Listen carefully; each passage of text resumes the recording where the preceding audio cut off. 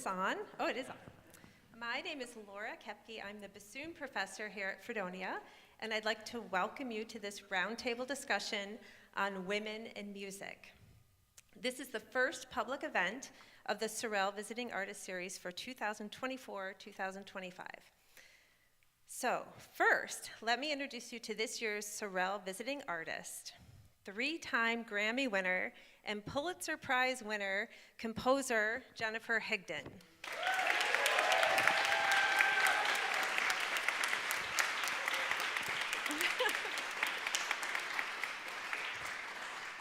I would also like to introduce and give a warm welcome to Kate Sheeran, the new dean at the Eastman School of Music.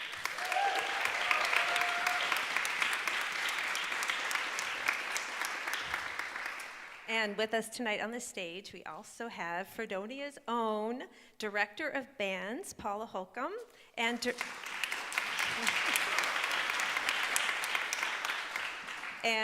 the Director of Orchestras at Fredonia, Emily Shad.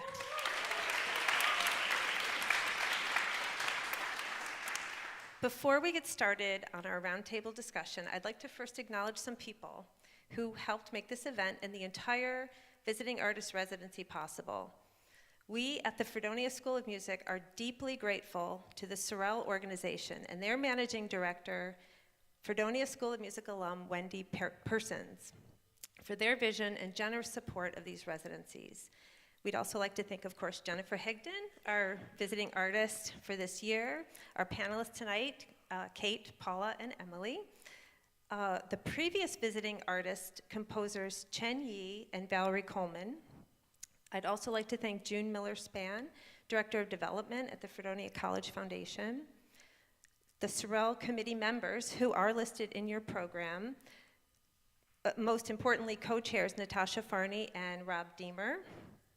And a huge shout out to Jen Darrell Sturbach, who not only created the beautiful programs that you are holding, but is also the unsung hero behind the scenes. So thank you all.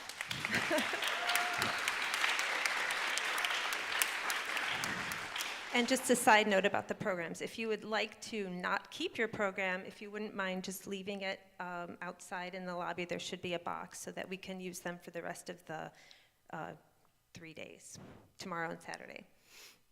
You will find short bios for each panelist in the printed program, along with the full schedule of the residency activities. We are fortunate to be expanding the reach of this residency with the addition of a chamber music concert in Buffalo tomorrow evening. Fredonia's esteemed performance faculty will be joined by members of the Buffalo Philharmonic and the Eastman School of Music for a program of Jennifer Higdon's chamber music. We so appreciate the hospitality of the Holy Trinity Lutheran Church and hope to see you there for that event as well as the other activities over the next few days. So now let's get started with our roundtable. It's truly an honor to be sitting here with these spectacular women. I know that your words and the conversation that is about to take place will be profound and have great impact, especially for our music students who are in the audience. I have some questions to ask, and I'll invite each guest to answer whatever they would like to, and then I'll open the discussion up for questions at the end. So I want you to keep track of your thoughts and your questions as you listen, and you will have a chance to ask them later on. So my first question is to ask you to speak briefly about your career path. What sorts of daily tasks do you do to stay focused on your goals? And what elements helped you to arrive at your current position? I'll start. Stubbornness, I think, was one of the qualities for arriving where I am. I was thinking about that question when you sent them. I think my daily tasks, I never think about. It's just life kind of rolls along, it feels like. So I just kind of keep at it, maybe deadlines. But my journey was so strange because I started out kind of late. And my dad was a commercial artist who worked at home. So I was around art, but it wasn't classical music at all.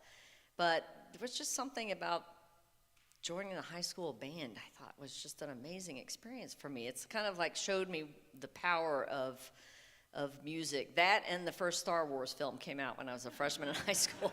That John Williams album really had an effect on me. It's so funny, I hadn't really realized it until I started going to the other Star Wars films, and then because I was just so fascinated by the sound, the power of sound.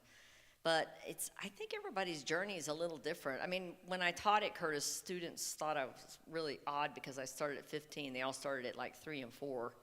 And I started in band, and half of them didn't know what band was. So, but you know, stubbornness, persistence, I don't know. But also willingness to just take everything in.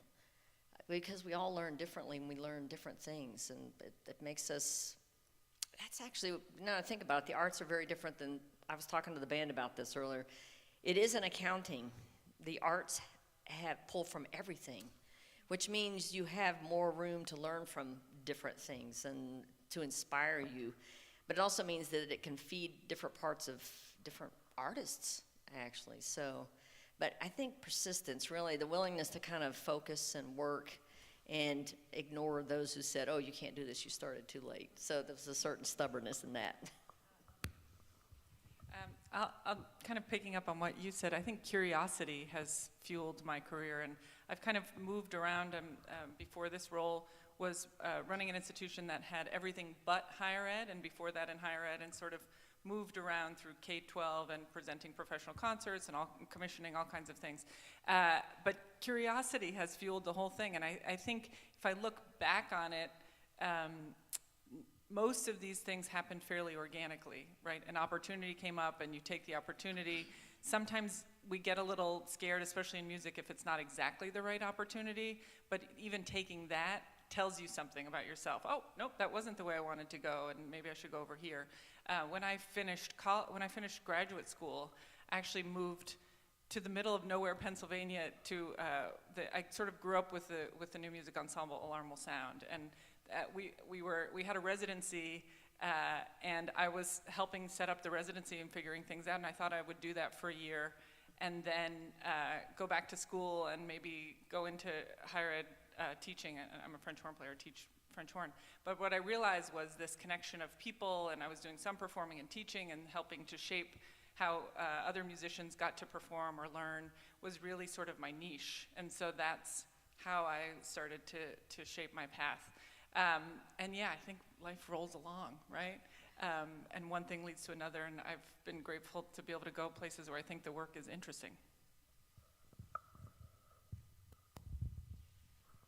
Those are great stories to hear, and I love hearing both of you say that you had an unusual path, because I also feel like I have had a very unusual path.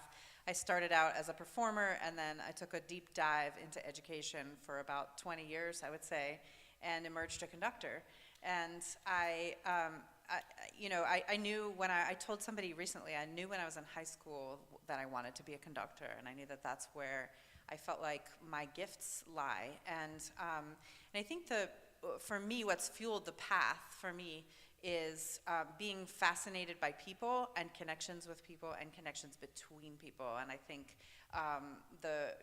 landing in a place where I am working with large groups of people and thinking about how the whole room relates to each other and creates something that's bigger that we can't experience by ourselves, and the magic and the spark that can happen when people all get in the same room and share common goals. I too took a non-traditional path. I grew up on a farm in Iowa, as you've heard, complete with a pet cow named Buster. But my dad was a musician and a trombonist, and he was a band director. So I thought, well, that looks like fun. And so I was like hanging out in the back row and little toys and things, and I just thought that's what you did in life. And then you have to look for the opportunities that are going to open. At Drake at that time, there was the first time as a principal trombone and principal horn were women. And one day, the trombonist pokes me with her slide. And she says, there's a job at Ellsworth Community College. I'm like, so? And she says, you should apply for it. I'm like, so? And she says, you have a master's. And I'm like, I never thought of that. But that set everything off from there. And the other thing I have to say is, I can't tell you how many times I fail. I think I said at the beginning conducting class today, I was going to allow myself 15 failures today. Well, we got up to about 25 or 30, and I'm still standing. So you got to just go for it, and know that you're going to goof up, and have a great time doing it in the process. And it's really fun. And like you folks, I live for those rehearsals. I got so excited today with classes and rehearsals. You know, people and music, how can you go wrong? I mean, anyway. It's true. We should not tell our bosses this, but it's really fun. Sometimes I forget I'm at work. Tell your boss. Yeah. Your boss wants to hear it too. Oh, wonderful. Such great advice and great answers. I have another question. Could you tell us about an influential person, teacher, or role model who has guided you in your field? Whoever would like to take that. I was thinking about this, reading the question too, and there's lots of people I can think of in certain moments, but I think one of the through lines for me is I kind of grew up in a community of musicians, right? And so when I think about the ways I've been inspired and kind of propelled to keep moving forward and trying different things are my friends who are composers or started ensembles or that I've known since I was in many cases since I was a teenager. And we all have cheered each other on, and what I find really gratifying now is friends who are adults who found careers that are exactly what they should be doing as an individual, whether they're a composer, or performer, or teacher, that we've all kind of found our path. And I think that to me is what is really inspiring to see other people have done and keeps me kind of motivated to figure out what's exactly the thing I should be doing. It's a really interesting question, because when I read that question, I thought, is there someone I can point to? And then I realized there were a whole slew of people, and I think this is probably the way it is for most people. Mark Kelly, my college band director, chief, he was just kind of amazing. Robert Spano also, I had Robert Spano, I met him in 1985. This is unbelievable, and I think about it now. He was just coming out of Oberlin. He got the orchestra job at Bowling Green State University, where I was finishing my bachelor's degree. And we marvel at the fact that we've known each other since he was just coming out of school. And, he was it was the orchestra at Bowling Green. It wasn't a very good orchestra, but he really made them sound better. But I think about my flute teacher who gave me permission to write music. I mean, that was a big thing. So I know there are teachers who say, no, you can only play this instrument. But the permission that she gave me to explore other things. But truthfully, and people always ask me this about composition, what's your inspiration? To me, it's always the performers. And I learn from all of them. The soloists, the ensembles, all ages, all levels of playing. It's a constant learning experience too, but that's what keeps it fresh, I think. So the guidance, I get the feeling the guidance comes from a lot of places. It seems like it's been that way for me. It's really, maybe because I started late, I don't know, but it's being open, I think, to all the people who can contribute and just give you a little bit of light on your path. I would agree with that for sure. And I just got a chance to share with Jennifer in the hallway a way that she supported me many years ago in a way that made a huge difference to my life and my career. And there's been people like that along the way, and it's taken all of those people to have a positive experience. And so thanks again. And I also was lucky enough to have a studio teacher a viola teacher who did something really special for me, and I just want to talk about her for a second. Her name is Karen Richer, and she was my teacher in high school and then for part of my undergraduate years again. And I got to see her this summer and sort of tell her how she molded me, because we lost touch for a few years. But I feel like she gave me permission to step out of boxes that I didn't know you had outsides. You didn't have to follow all the rules just because you perceived them in your head. And this is somebody who, lived on the edge, just approached life with so much energy and so much passion and zeal. And I can feel her presence just thinking her name right now. And I had never experienced anything like this before. And our dialogue every single week made me walk out and feeling like I could just tackle anything that there was, and I could be a part of the larger world. Now that I'm thinking about it, my classmates, when you're in school, it's amazing how much you learn from the people who sit next to you in ensemble or suffer with you through score reading or, harmony classes, oh, the trauma. We really, I mean, I stay in touch with a lot of those people because you go through this together.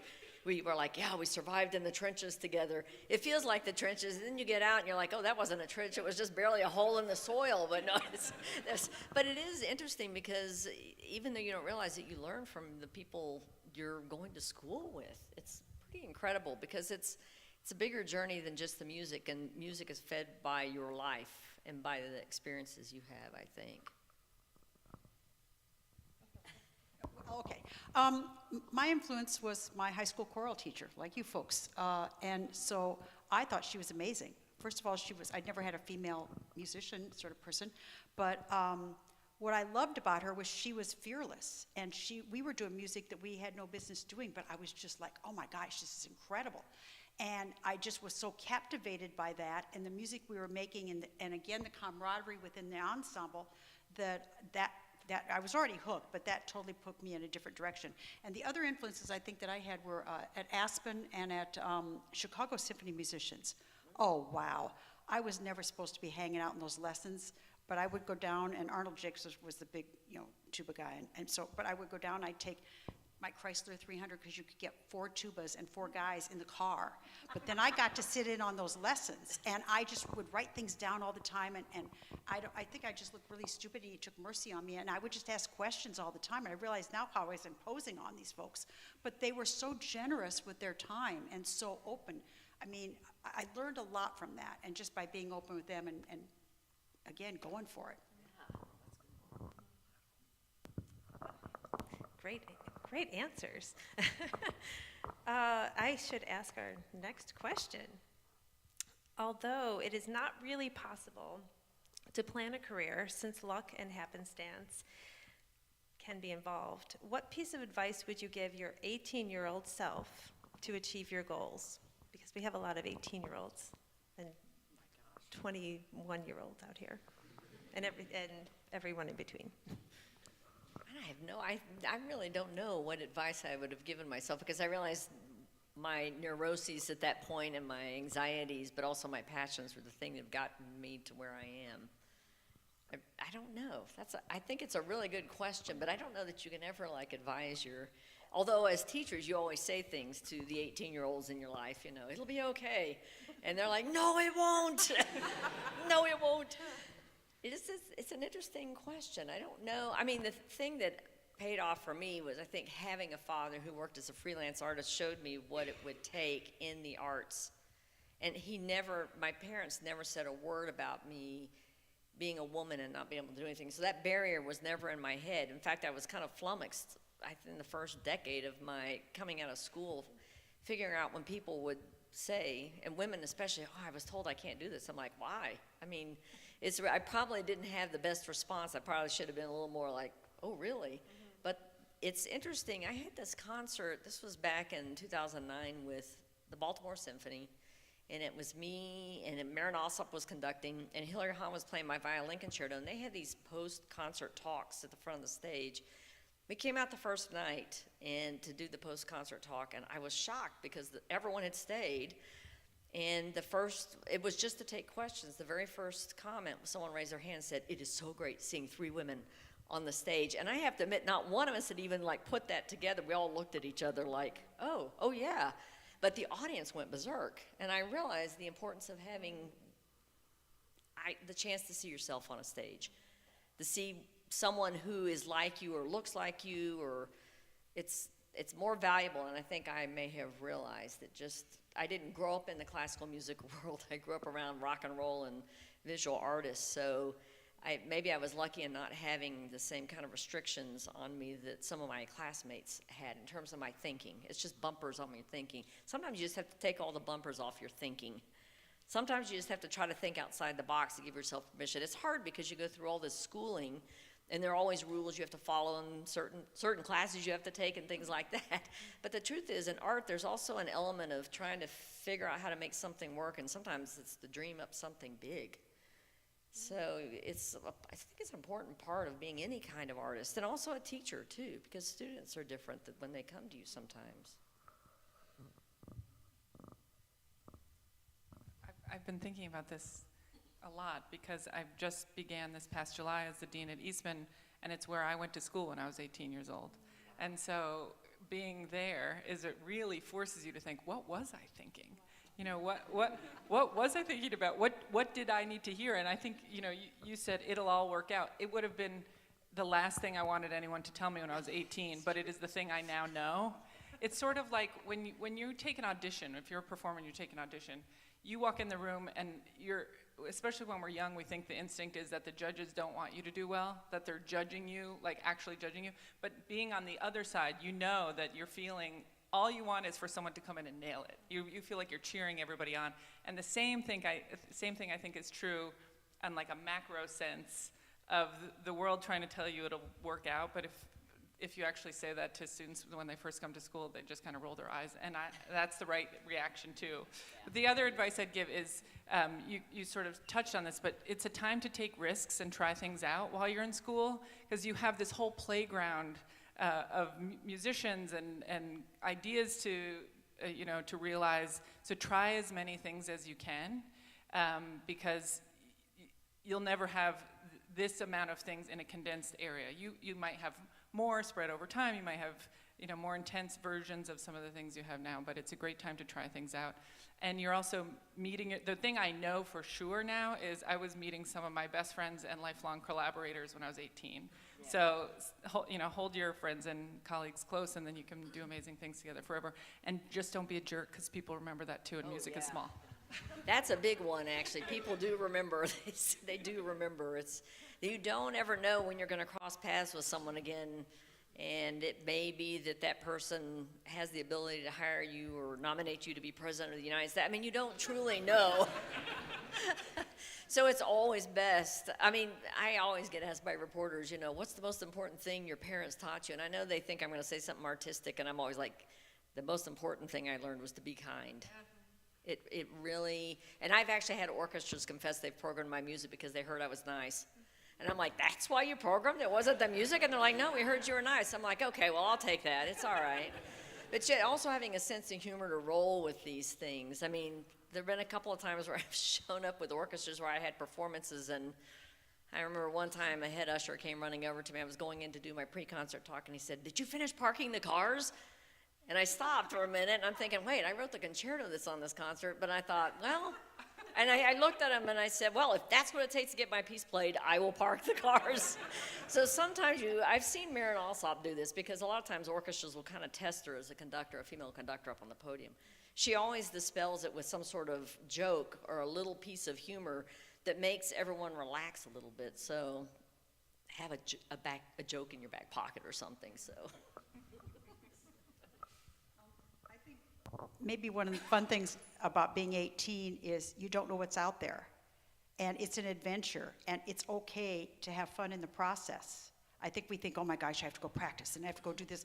And sometimes don't forget that there is a joy being in Mason Hall and making those friends and making that music together. And I think I didn't quite get that when I was 18. I figured it out as I went. But I just don't forget the joy in the middle of it. And gosh, I mean, I don't know how. At one point I thought, well, I'll go be a lawyer. And then I went, okay, I'm going to go be a lawyer. And I thought, wait a minute. They don't have 4 o'clock rehearsals? Forget that. So I stayed in it. That's great. And I love people talking about how important this time is in undergrad to really connect with other musicians that you're around. And I think there's 2 pieces of advice that I'd have for me at 18. The first is don't underestimate the power of getting yourself into spaces where people are playing music. And I keep talking to Fredonia students lately about make great music here and appreciate the music here and do as much as you can, but also get beyond these walls and make music in other places and get yourself into spaces where people, where you don't know people, and you get to play with the best musicians you possibly can, and play music you've never heard before, and get exposed to a million new things. Because looking back, those are the most important parts of my development was getting in spaces with people and getting to play music with them. And the other thing would be maybe to take a page out of your book and be more stubborn And I'm known, like, I guess in my family for being stubborn. I'm the youngest child. And so, I think any amount of stubbornness I have was of course recognized, but also, I do stick my feet in, and I second guess a lot of times too, and I did as a kid, and I think that stubbornness really goes a long way, because I did know what I wanted back then. It's also okay to decide to try things and say, well, you know what? I'm not really feeling this. Let me see. You don't have to go down a certain path, that's an important statement. You do not have to go down a certain path. They know from looking at people who graduated that more than half of the people don't end up doing what they majored in. So you have to be able to give yourself permission to try other things because you got to find the right pair of shoes that are comfortable for you.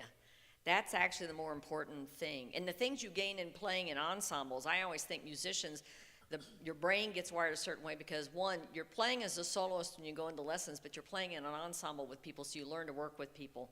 You learn to take direction from someone who's guiding you, but you can also think independently when you're designing your recital, whether it's your senior recital or whatever. But you also have to give yourself permission to just step back and say, wait, maybe this is not what I want, and that's okay. It's absolutely okay. I often say you never know when you're educating someone. It could be that they turn out to be the world's most famous cello player, but that kid may also go on and study medicine and find the cure for cancer, but the way they've done that is figuring out how to work with colleagues, but also how to think outside the box, look in that microscope and say, well, these 4 things didn't work, so maybe this will work. So part of that, you can take the bumpers off your imagination. You may be destined for something else, and that's also okay. Because the fact of the matter is, not only do we make music and teach, we also need the audiences. We need the people who are enthusiastic, who advocate on behalf of the arts. That's more important than you may realize, because sometimes I feel like artists are kind of embattled in this country. I'm always surprised when I went over to Romania a couple of weeks ago and I was judging the Enescu competition. I'm looking at the GPS trying to find the hall, and then I noticed there's an Enescu park in the city. I'm like, they named a park after a composer? Now, when I went to Vienna, every street and park is named after a composer. I'm like, wow. But sometimes you have to advocate. You have to advocate and support, because you may have kids that you want to be in band or choir, and it was an amazing experience for you, and why not keep that kind of thing going? So it's possible one of you will invent the next form of a computer or a super duper microchip, and you'd make billions of dollars. Ask yourself, how can I help other people, and how can the arts play a part of that? Because I've seen the arts save lives. I've been in situations, Marin Alsop has a program where the ORC kids, where they actually educate young Baltimore kids. They're all African American, and they start there in 1st grade. They go in every day. They get tutoring for their coursework. They learn to play their instruments, and they stay through the system, and some of them go on in the music. They're in there 8 or 9 years, but I went in, I think it was the second year of the program, I went in with Marin for their final concert, and before we got out of the car, she said to me, now listen, every single one of these kids has lost a family member, an immediate family member, to some sort of shooting or stabbing, every single one. And I stopped, I said, wait, how old are these kids? She said they're around 8 and 9. And I was so stunned. But you realize when you live in a city, I lived in Philly for 38 years, you realize that a lot of the population has this sort of situation. But one of my friends who's a violinist, Holly Mulcahy, she's the concertmaster of an orchestra in Oklahoma. I met her a long time ago when she was at the Chattanooga Symphony. She plays with the orchestra, but she also goes into a prison in the area. She's got a program where she goes in and she takes violins in, and they do recitals. They get feedback from the prisoners, and they've had musicians donate instruments. And if you read the feedback of what these guys say, it's like the one ray of light in their lives. It's serious, it's real, and we get used to working in our professional field, but we forget that there's a whole world out there. The majority of the world doesn't really know what we do, but it can totally create a spotlight for them or a path for them. So, I think about Marin in that program. She left the Baltimore Symphony, but the program is still going full force. They now have kids who've gone all the way from first grade through 12th in that program, and they're majoring in music. But I look at that, I think, God, those kids, every single kid, and you go in and hear them play, and you realize that, boy, this program may be the difference between life and a bad life for them in reality. Ooh, I didn't mean to get so serious, but yeah. Can I just, locally, I would encourage you to check out Buffalo String Works, which is an amazing organization in Buffalo for young people to learn string instruments that are all from refugee populations. So if you want to get involved locally, volunteer, learn about an organization, check out Buffalo String Works. Thank you. What are you passionate about in your work? Is it the beauty of the music, the collaboration, your own learning curve, the pay, the hours? No, I kid. What are you passionate about in your work? The people. I always think it's the people. Yeah, it sounds so simple, but it really is. Even though I spend like 6 or 7 hours a day alone in my studio writing in solitude, the exception being the cat that wanders in every once in a while. But it's the people, you know? And I'm always surprised after like months of being in my studio writing, I go out and I'm like, oh, there's an audience. Who let everyone in here? But the thing is, they're just notes on a page. They don't mean anything until the performers take that music and play. And similarly, for me, it's students, right? My people often wonder what a dean does. The simplest way to describe it is that I figure out what people need and I help get it for them, right? Whether that's resources or other people to teach or a new building or different kinds of classes or things like that. But I get to help imagine what the right education is for young people, which is really helping to shape the future of music, because I'm not going out to do everything that our students are going to do decades from now. They're going to be leading it. And that's a fun challenge to think about what are the seeds we're planting, and they're going to take it to heights that I can't imagine. So that to me, getting to know students, getting to know what makes them tick, and you all are incredibly more savvy than I was at your age. So getting to know what fuels all you, what you listen to, what kind of music you want to make, that's exciting to me. I'm right with you. It's music and the people, and those two things coming together. There is no greater, you know. I don't need drugs because I get to have this every single day, you know. and I got so excited in rehearsal today because the Higdon, which I've been sweating bullets about, I'm like, what did you guys do? And it's like, it's so cool when those moments happen and you live for those, and for the looks on the faces, and not just from the ensemble. That's part of it, but the audience. When the audience responds and you see that connection between the player and the music bringing everybody together, it's just that incredible joy that we give to everyone every single day through Jennifer's music, and that's so we have that connection between the composer and the ensemble, and then the audience. We can't forget about them because that's why we're really there. Besides the fun we get to have, we're there. So it's pretty cool. Same. When I was 5 years old, I started playing violin, and it was all about group class. And then, you know, as I got older, it was all about youth orchestra. And then it was all about, you know, wherever I could go and be with the kids and play the music, you know. And it got to be more, I would seek out spaces where people were playing, you know, where people who are really serious about music were playing, and go to camps and festivals, and, you know, and then college, and then, you know, and it just kept going into my professional life, because I want to be in that place with the people.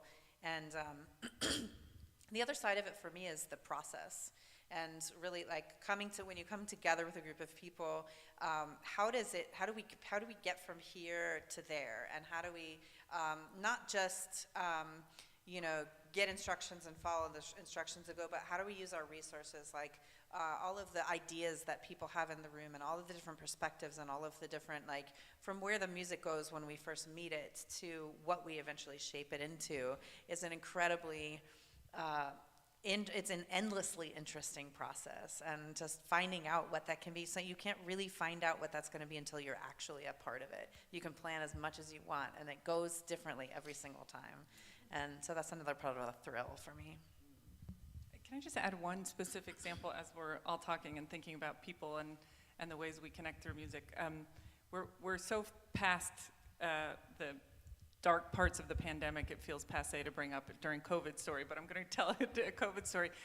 For most of the last 20 years, I lived and worked in New York City, and I most recently ran a place called Cafe Music Center, and we kept our schools going in remote ways, but we also presented professional artists, and we're looking for a way to do that. And through a lot of community collaboration, we started a project called Musical Storefronts, where we put artists behind glass that was broadcast out to the street. And this was in New York City, in the Lincoln Center area, where no music had happened for months. And to me, it was one of the most life-affirming things to see the thousands of people. Now, it was also a time when you couldn't announce crowd gatherings. We couldn't get sound permits, we couldn't do anything, so we were just taking the risk that people would happen upon it. And we did it, it kept going. Over months, we ended up presenting over 200 artists, hundreds of concerts, and it was a time in New York City where Broadway musicians were home, jazz musicians were home, everyone, no one was on tour.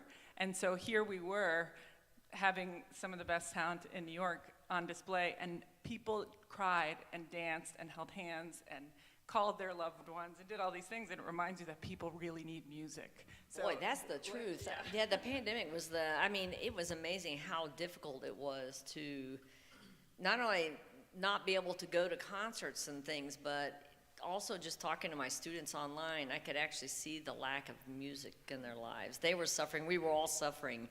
That really, the pandemic, I think, and I read about that. That sounded amazing. I was like, oh, that's brilliant. I mean, it's just anything we could do. I knew people who were like set things up in their front yard, and people would like stand out on the street. Having something taken away makes you appreciate it in an amazing sort of way. And I remember at one point, I think we were all fearing we were not going to be able to go back to that, which was just absolutely, it was horrifying.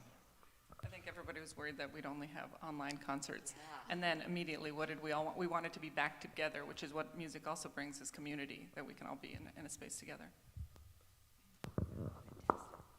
Well, this is called the Women in Music Roundtable, so my last question feels important. What is it like to work as a woman in a male-dominated field? Have there been any points in your career when you felt challenged by the system? And how did you manage to overcome these hurdles?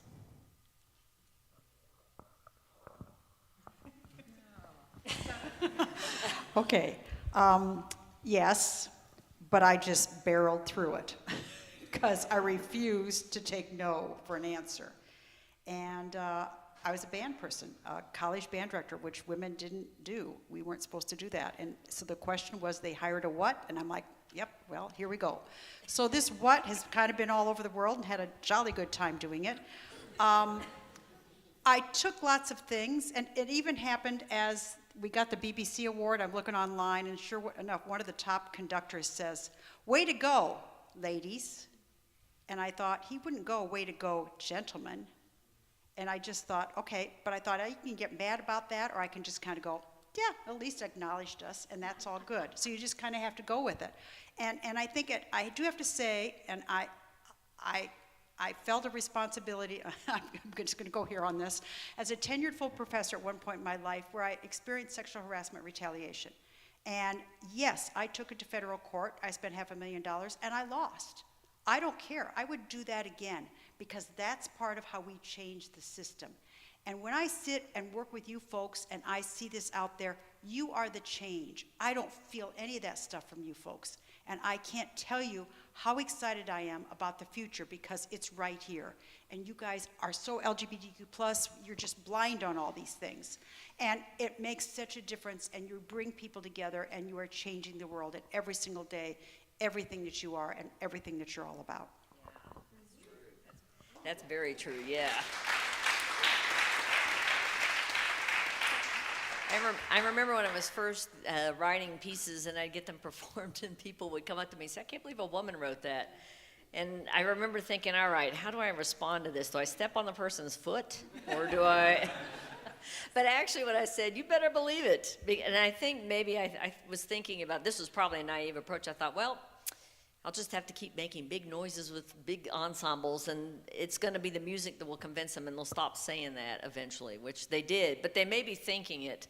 But there have been plenty of times, I can remember as a student, that I'd have a bunch of male grad students around me, and they would all just be talking over my head. I'm not tall enough to like stand up to their height, you know, but they were kind of doing their own thing and talking to each other, and I was pretty quiet actually, but I think I realized you just have to go ahead and do your work because the work will speak for you.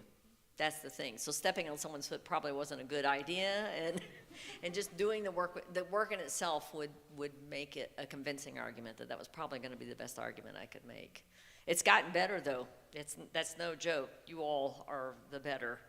It's really obvious the sea change in attitude over the past really 5 or 6 years has been extraordinary in the past decade. I'm blown away by young people now because I'm like, these are the people who are going to make it a better world. Really, it feels that way. It really does. Absolutely. And I think that's often hard to put into words what that is, being a woman in a male-dominated field.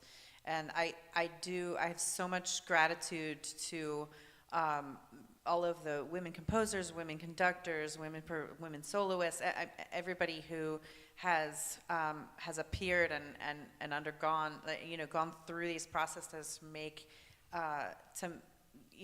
a presence on the stages. But I just want to share a little story that's kind of personal to me on this topic because it's where I had a shift in my head. There's a time where I was in an awkward position of auditioning for a post and awkwardly being in a position where I was witnessing another one of the candidates also audition, which just was kind of a happenstance of the setup of the interview audition. And I remember watching this person on the podium, and it was early in my conducting career, which wasn't that long ago. And I watched this person conduct, and it's someone who's a wonderful musician. And but I remember thinking to myself, having a pride over what I presented, and noticing the things that we did differently, and being proud of what I had brought to the stage, and at the same time saying to myself, they'll never hire me. And I could not picture myself being hired in this situation. And I realized, sitting there, I can still bring myself back to what that room looked like and the light and everything that I felt in that moment. And all I could see was a man on the podium. And in my mind, it was inside myself. And I realized that, that's what the perception is. That's what the perception of if it's inside my mind. First of all, we got to get that out of there.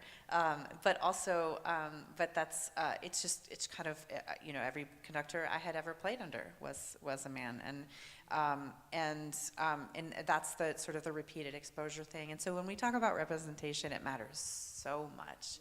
And I had the wonderful experience of seeking out some mentorship recently, and having a really wonderful conversation with somebody who talked in a language, with a woman who talked in a language that made so much sense to me about how conducting as a woman is different than a man. And I have never had anybody that kind of connection before. So representation matters. I'm just gonna, I think, leave it at that, because it's we've got to be able to see ourselves doing the thing that we know we can do. Like with so many, I totally agree. Like with so many things I've learned from students about this topic. When I was dean at San Francisco Conservatory years ago, a graduate student said to me, "I like that you're our dean. I can see myself." And it took her saying it for me to be like, "Oh, right." Which also helps me to feel extra fueled to help everybody in the school be able to see themselves, right? Whether it's someone on stage or faculty or things like that. I also became more conscious the further I went in leadership of the women who were mentors or colleagues in jobs before who had cleared pathways for me quietly. I didn't really realize it, but I didn't have to feel the brunt of some of the things they did. And then as I rose through my career, I thought, oh, wow, they really did me a lot of favors. and went back and said thank you to them. And the last thing I'll say, also, this representation matters. I hope some of you in the room are future executive directors, deans, start ensembles, do things. We need creative people in leadership positions. They are creative jobs, and the more people see themselves in these roles, the more interesting the field is, the more different voices we have. So not to put in a plug for future deans, but I hope we have some future deans here. That's great. And I just want to say, as far as clearing pathways, I see you out in the audience, Lynn, Allison, Kay, Stonefelt, Susan Royal. I'm sure there are others. I'm sorry, my eyes aren't great, but they have cleared so many pathways for this generation, and what a difference it makes. So, and I'm grateful to the people in my life when I was in undergrad who were my role models.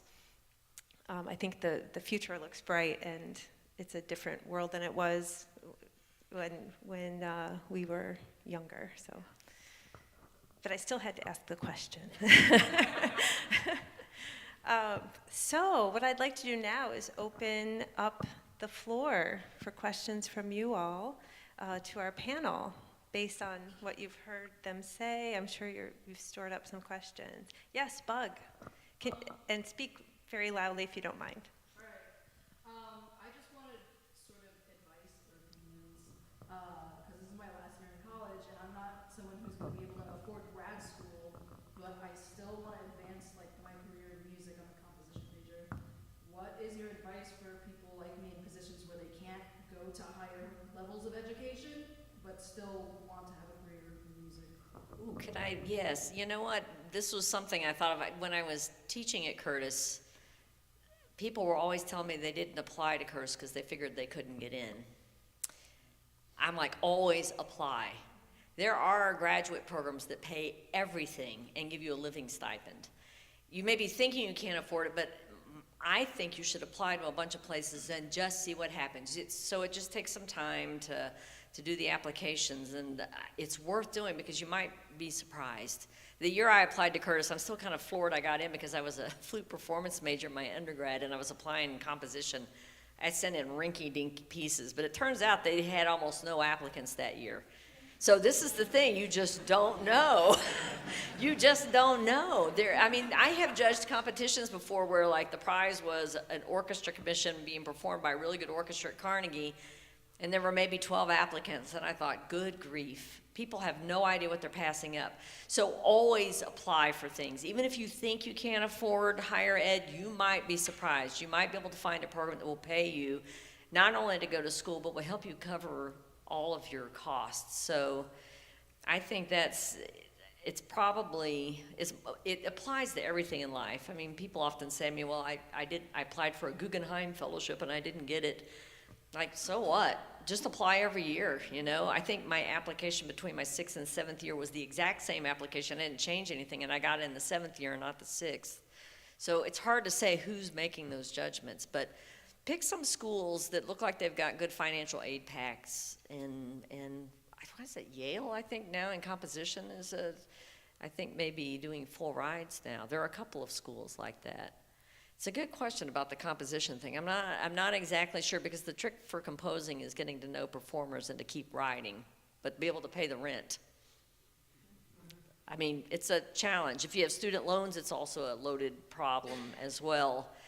But I'm not really sure I feel like I'm not as qualified to answer that because I've been out of teaching for a couple of years, and I have to confess, I think the landscape has changed quite a bit. I don't know. Have you asked your teachers here that question? Yeah. Yeah, don't be afraid to ask people questions, even if you don't know someone. If you know there's someone in the school, maybe you haven't had them as a teacher, go in and ask. You know, teachers love nothing better than to be asked. That makes a real impression. It does. It really does. So ask some people who know you, who know your music. They probably would have a better idea. Other than me telling you, go ahead and apply places. There's probably some amalgamation, and sometimes you have to take a year off. I've known a lot of people who've done that, taken a year off and figured out exactly how they wanted to proceed. Thank you. Other questions? Yes. A big piece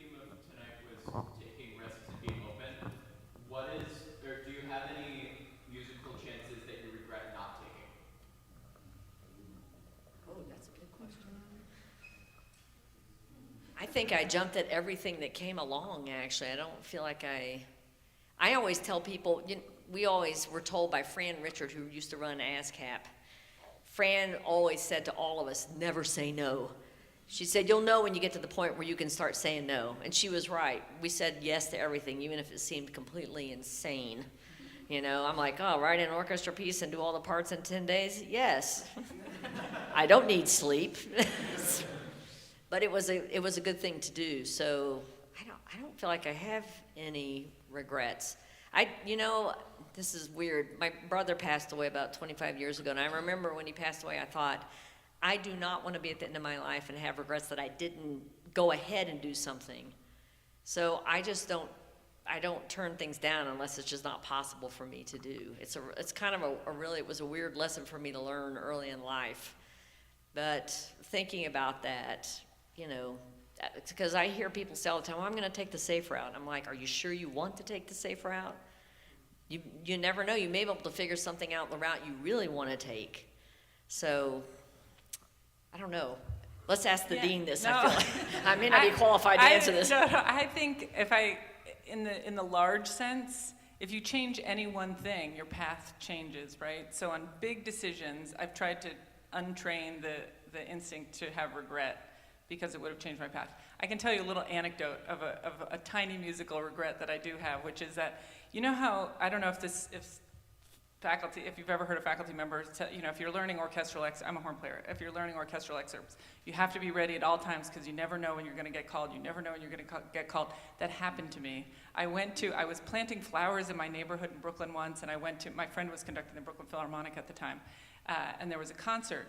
And I had seen him before, and I had friends in the orchestra playing, and somehow they kept getting up and looking, and I knew they were looking for me, but I don't know why. And turns out they called me backstage and said, Kate, the second horn player is not here, and it's Beethoven 3, can you play? And that never happens. That's what everybody tells you that's going to happen. But I couldn't make it home quick enough to get my horn back for the start of the concert. And so they got a rave review in the New York Times, except for a lagging moment in the horns. And I could have helped them, but I didn't have my horn with me. So that's my one tiny regret, and it's just a silly story. But in the big scheme of things, I think having regrets is hard because, changing a decision changes the course of your path. Do you have any regrets? It's something to think about, isn't it? You're like getting towards the end of your school and you're like, should I have taken that class? Is there something I should have done? Should I have played more basketball out on the court, between midnight and 2 a.m.? Should I have actually ordered that pizza at 1 a.m.? Should I have learned the bassoon? Someone else had a question. Is it here? Oh, okay. Actually, your hand was up first.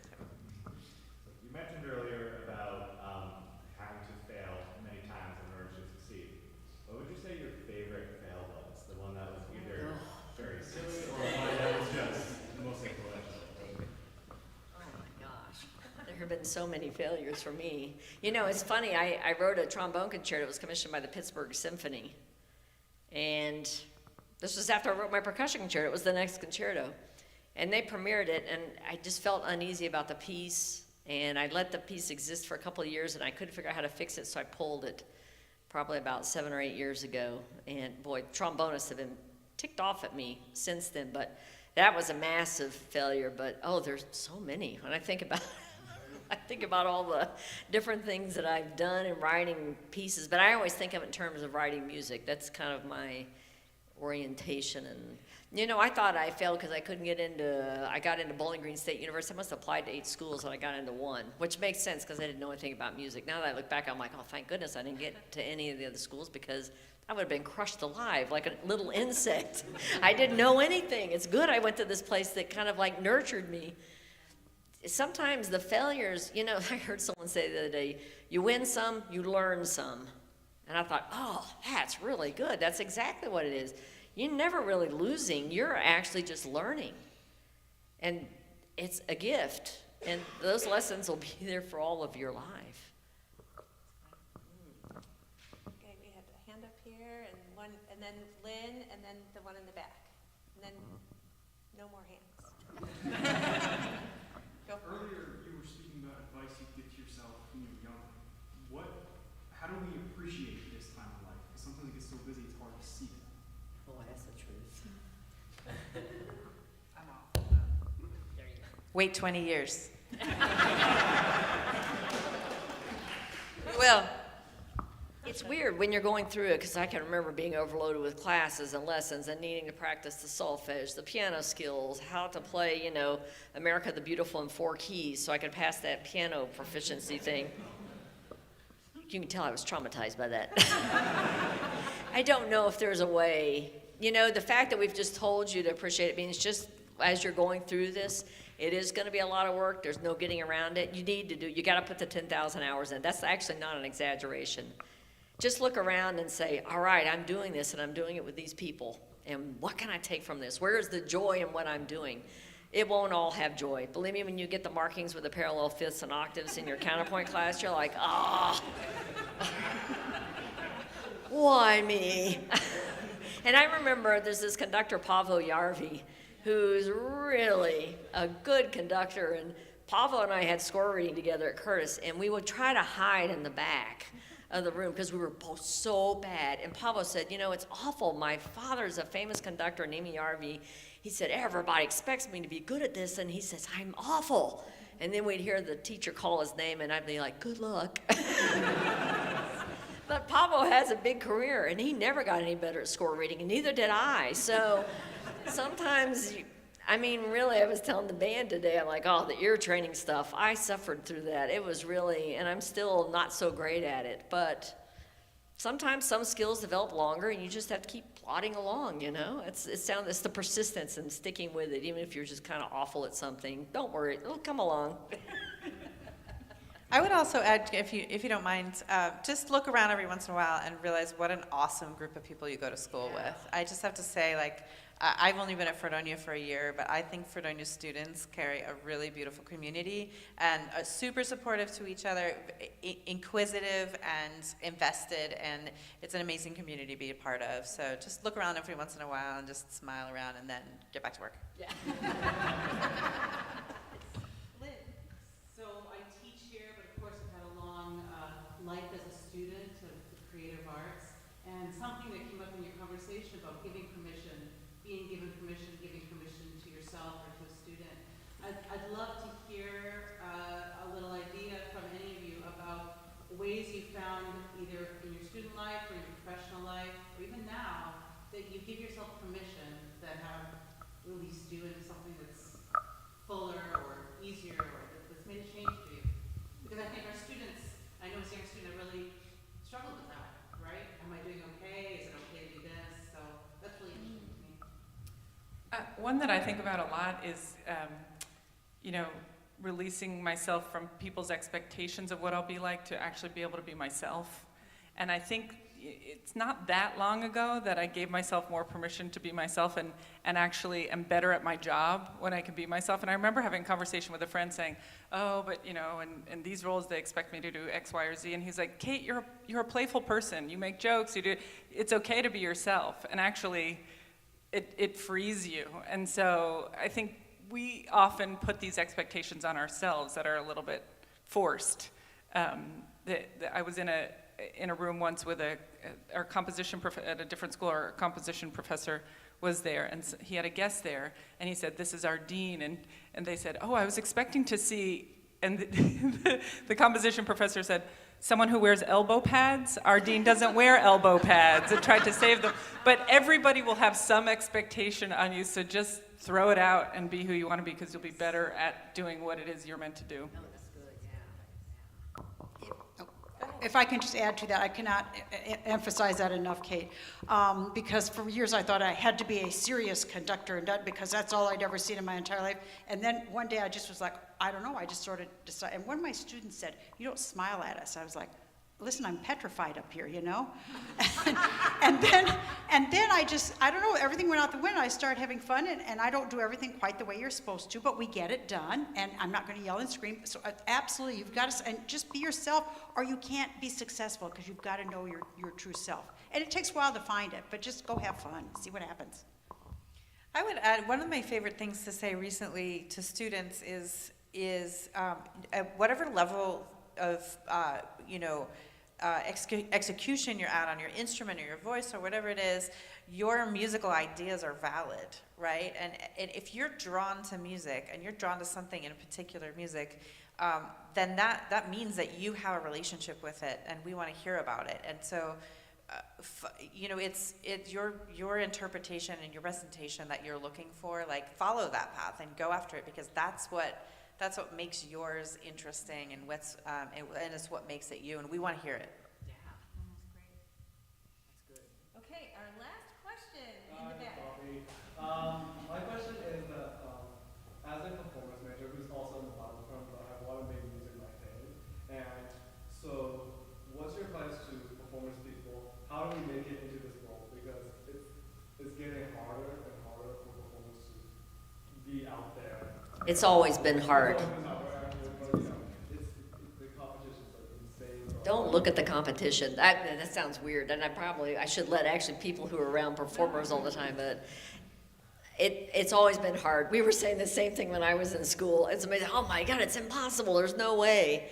And when I told my teachers and my doctorate that I had decided I was not going to pursue a regular academic career, they freaked out. They were like, "You have to," and I'm like, "But I would rather freelance." No, you don't have that option.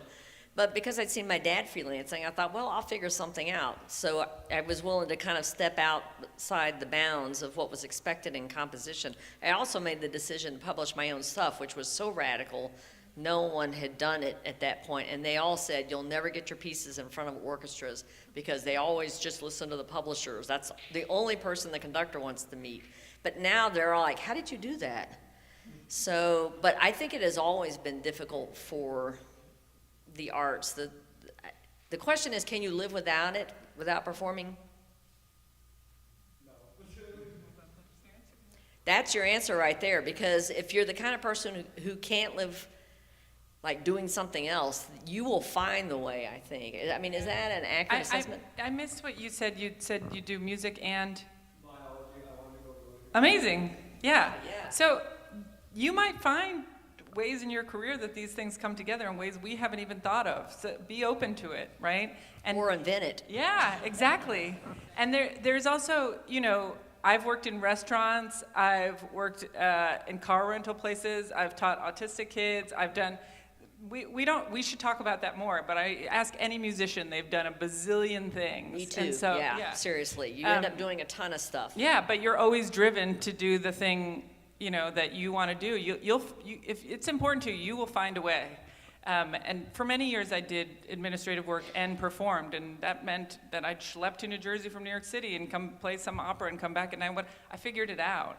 I'm not playing as much now. I got to figure it out now. I got to get my chops back. But it takes lots of turns. You'll figure it out. And the other thing is that I think in the 20th century, especially, we got so hyper specific about success and failure in music, right? If you don't have that one chair or that one career, then you failed. And it's not really like that. And if you think of like Bach, he wasn't doing one thing. Liszt wasn't doing one thing. He was inventing all kinds of systems of how to get, funds raised and performances happen, all kinds of things. So ask all kinds of musicians, all the jobs they've had, and it'll make you feel comfortable about having a twisty, turny path, but just keep your eyes on the prize. But also, there are a lot of scientists who play instruments. That's right. I mean, it actually seems to be connected the way the brain processes. So you can actually do both. I mean, it may be hard to be a principal player in an orchestra and be a full-time biologist, but if you actually just kind of push forward, you'll find the right door. And if that door isn't right, you go through that door, you say, oh, wait a minute, this is not what I want. Just walk back out, close the door, and open the other door. It sounds really simple, but sometimes it is actually literally, it is that. And that is such a positive way to end our roundtable. It's looking forward and A round table without a table. without a table. We're not round, but it's okay. So please, thank you all, first of all. Thank you so much for being here, for your great questions and your participation tonight. But And please, for being brilliant, too. Yeah, Can I just say, really, being inspiring it's- to us, so thank you for that. very inspiring. And now, please join me in thanking this extraordinary roundtable, group of women.